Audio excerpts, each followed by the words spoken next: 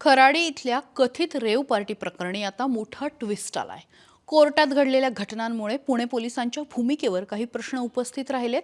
खेवलकर यांची अटक, त्यापूर्वी आणि त्यानंतर घडलेल्या घटनांचे कोन जर आपण जोडून बघितले तर त्यातनं काही गोष्टींवरती प्रश्न उभे राहत आहेत. सुरुवात करूया नेमकं काय काय घडले. 26 जुलैला खेवलकर यांना अटक झाली. 27ला रविवारी कोर्टात हजर केलं आणि 2 दिवसांची पोलीस कोठडी मिळाली. त्यानंतर काल पुन्हा हजर केलं. तिथे पोलिसांनी दिलेली माहिती काहीशी विस्कळीत वाटली. आता आरोपींची नावं बघूया, क्रम बघूया. मी हे तुम्हाला पुन्हा यासाठी सांगते कारण हेच आपल्याला पुढे उपयोगात येणार आहे. पहिल्या नंबरचे आरोपी आहेत डॉक्टर प्रांजल खेवलकर. 2 नंबरचे आरोपी आहेत निखिल जेठानंद पोपटाणी. 3 नंबरचे आरोपी आहेत समीर सय्यद. 4 नंबरचे आरोपी आहेत सचिन बोंबे. 5 नंबरचे आरोपी आहेत श्रीपाद यादव. 6 नंबरचे आरोपी आहे ईशा सिंग आणि 7 नंबरचे आरोपी आहे प्राची गोपाल शर्मा. आता मुद्दा पहिला असा आहे की पुणे पोलिसांनी न्यायालयात केलेली मागणी. आता ही मागणी काय आहे तर काल पुणे पोलिसांचे जे तपास अधिकारी होते त्यांचं असं म्हणणं होतं, त्यांनी न्यायालयात असं सांगितलं की जे पुरुष आरोपी आहेत म्हणजे जे पहिल्या 5 नंबरचे आरोपी आहेत त्या 5ही जणांना पोलीस कोठडी द्या आणि ज्या महिला आरोपी आहेत त्यांना मात्र न्यायालयीन कोठडी द्या. त्यांना पोलीस कोठडीची गरज नाही. पण गोष्ट अशी आहे खरी की जी महिला आरोपी आहे जिचं नाव ईशा सिंग आहे तिच्या लाल रंगाच्या पर्समध्ये प्रत्यक्षात कोकेन आढळलंय.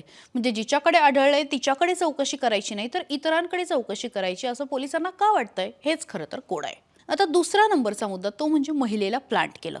खरं तर प्रांजल खेवलकरांची बाजू जे मांडतायत वकील विजयसिंह ठोंबरे यांनी काल एक युक्तिवाद केला आणि तो खूप इंटरेस्टिंग ठरला.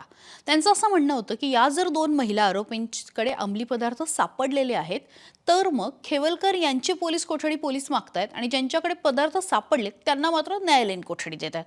म्हणजे ईशा सिंगच्या पर्समध्ये सिगरेटच्या रिकाम्या पाकिटामध्ये कोकेन सापडलं तर त्याच ईशा सिंगला प्लांट करण्यात आलेला आहे अशा पद्धतीचा आरोप जो आहे तो आरोपीच्या वकिलांनी केलेला आहे. आणि त्यांचं असं म्हणणं आहे जर पोलीस याला सामील नाही तर मग या महिलांसाठी ते न्यायालयीन कोठडी का देत आहेत, या महिलांची ते चौकशी का करू इच्छित नाही याचं उत्तर मिळायला हवं. आता यातला तिसरा आणि महत्त्वाचा मुद्दा, हा मुद्दा असा आहे की या आरोपींनी ते जिथे सापडले खराडीमधल्या स्टेबर्ड नावाच्या एका घरामध्ये विलामध्ये जे काही आहे ते Airbnb, पण तिथे त्यांनी आधी एका हॉटेलमध्ये पार्टी केली होती आणि त्या हॉटेलची वेळ मिळालेल्या माहितीनुसार साधारणपणे ते रात्री 3 पर्यंत उघडं असतं. पण त्याच दिवशी पोलिसांनी ते हॉटेल 1 वाजता बंद करायला सांगितलं. मग ही रेड तर प्लांट नव्हती, पोलिसांना अचानक माहिती मिळालेली होती. मग हा योगायोग म्हणायचा का, हा खरं तर प्रश्न आहे.